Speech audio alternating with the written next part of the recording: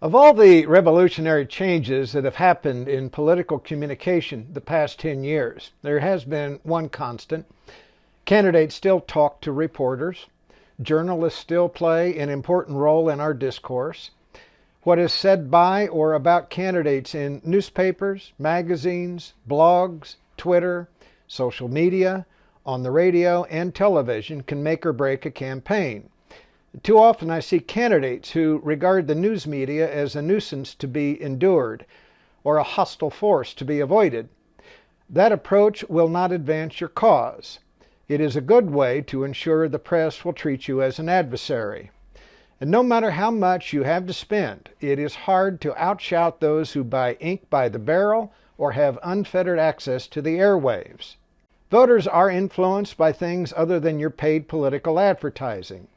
If you have no earned media strategy, you'll be squandering a cheap and inexpensive means of disseminating your message to the public.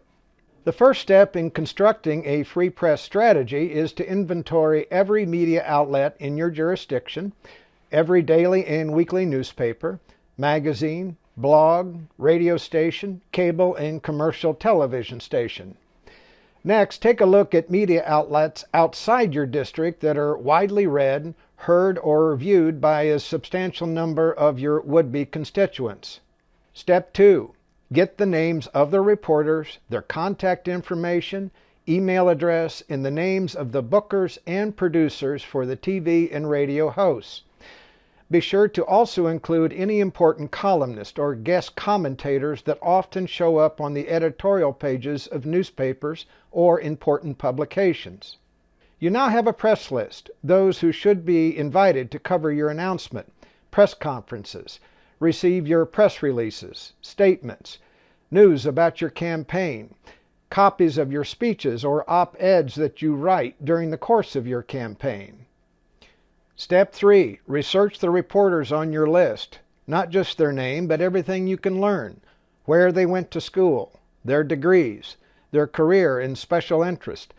Inventory the stories they have written and look at their writing style. Are they the kind of reporter who digs and does real investigative journalism?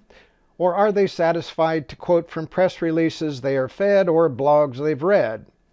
Do the same for the television and radio hosts. They all have their biases, and few even pretend to be objective.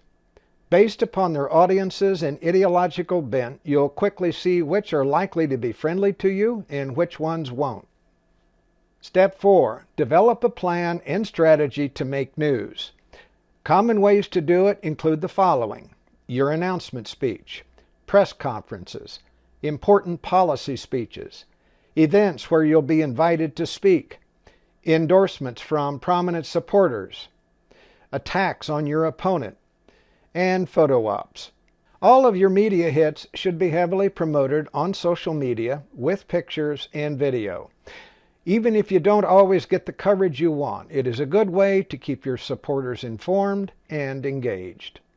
I'm Jay Townsend.